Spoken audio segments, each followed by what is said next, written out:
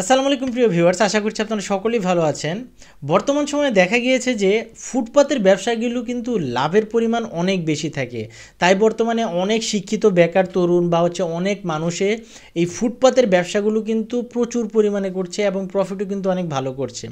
তবে একটা জিনিস মনে রাখবেন, কোনো ব্যবসাকে আসলে ছোট করে দেখা উচিত না, তাহলে আপনি ব্যবসা করতে পারবেন না। তাই যে কোনো ব্যবসাকে আপনাকে মন থেকে করতে হবে। দেখেন, একটা জিনিস চিন্তা করবেন, আপনি যদি ঢাকার এরিয়াগুলো দেখেন, ঢাকাতে কিন্তু প্রচুর স্ট্রিট দোকান রয়েছে। তাই আজকে আমি আপনাদের সাথে এমন 10টি স্ট্রিট ব্যবসা নিয়ে আপনাদের সাথে আলোচনা করব, যেগুলো হচ্ছে আপনি অল্প পুঁজিতে খুব সহজেই যে কোনো জায়গায় বসে শুরু করতে পারবেন। আমি নিজেই ব্যবসাটা করি না, ঠিক আছে, কিন্তু যারা ব্যবসাগুলো করছে তাদের সাথে আমি ঘুরে ঘুরে কথা বলেছি, কেমন প্রফিট থাকে, কিভাবে শুরু করেছে, সব কিছু জেনেছি। তারপরে আমি একটা প্ল্যান বা ওই ব্যবসার টপিকগুলো আমি আপনাদের সাথে এখন শেয়ার করব। তাই একটু কষ্ট করে পুরো ভিডিওটি দেখবেন। এক নম্বরে যে ব্যবসার আইডিয়াটা আমি রেখেছি এবং যেটা সবচেয়ে বেশি চলে, বেশি প্রফিট করা যায়, সেটা হচ্ছে দুপুরের খাবারের ব্যবসা। দেখুন, গুলশান 2-এ একটা দোকান আছে। এই গুলশান 2-এর একটা দোকানে কিন্তু একজন লোক সবসময় প্রায় দীর্ঘ 10 থেকে 15 বছর যাবৎ উনি ওই রাস্তার পাশে বসে খিচুড়ি বিক্রি করছে এবং সেই খিচুড়ি বিক্রি করে কিন্তু সে বর্তমানে ঢাকাতে তার জমি জমা সব কিছু কিন্তু আছে। একটা জিনিস চিন্তা করুন, গুলশান 2-এর ওই সাইডটাতে হচ্ছে আপনার অফিস কিন্তু প্রচুর, কিন্তু তেমন অফিসে যারা চাকরিজীবী আছে তাদের খাবারের জন্য তেমন কোনো ভালো হোটেল বা রেস্টুরেন্ট কিন্তু নেই। তো ওই লোকটা কিন্তু একটা স্মার্ট জায়গা বেছে নিয়েছে, দুপুরের খাবারের জন্য একটা স্মার্ট জায়গা বেছে নিয়েছে, যেখান থেকে কিন্তু সে 10 থেকে 15 বছর যাবৎ এই শুধুমাত্র খিচুড়ি বিক্রি করছে শুধু দুপুরের টাইমটাতে।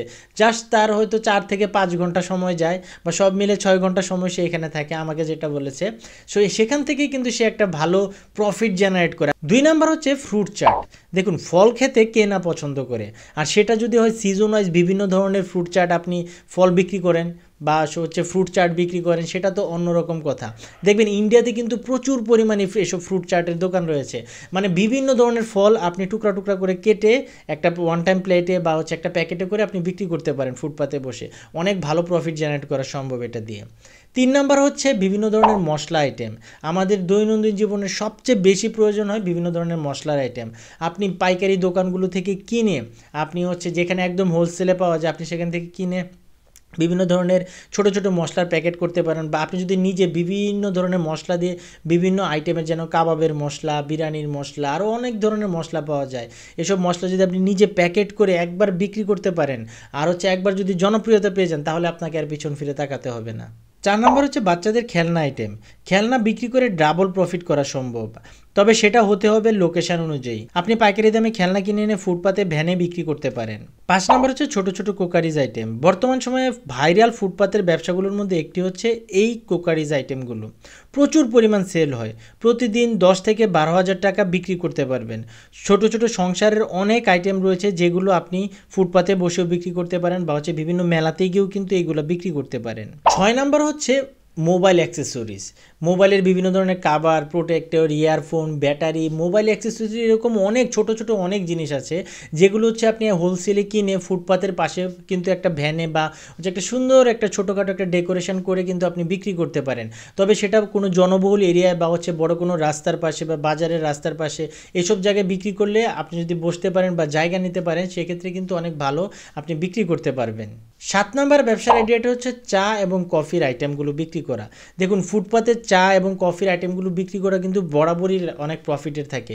আর প্রফিট যদি নাই থাকতো, যদিও ব্যবসাটা অনেক পুরনো, প্রফিট যদি নাই থাকতো, তাহলে কিন্তু অনেক মানুষ বর্তমানে ব্যবসাটা করছে না বা অনেকেই কিন্তু ব্যবসাটা করতে চাচ্ছে। আপনি ছোট একটা ভ্যান নেন, ছোট একটা ভ্যানে খুব সুন্দরভাবে একটা ছোট ডেকোরেশন করে বিভিন্ন ধরনের চা, অনেকে এখন বর্তমানে মটকা চা আর কত ধরনের চা, পিতলের কাপে চা বিক্রি করছে, মাটির কাপে চা বিক্রি করছে।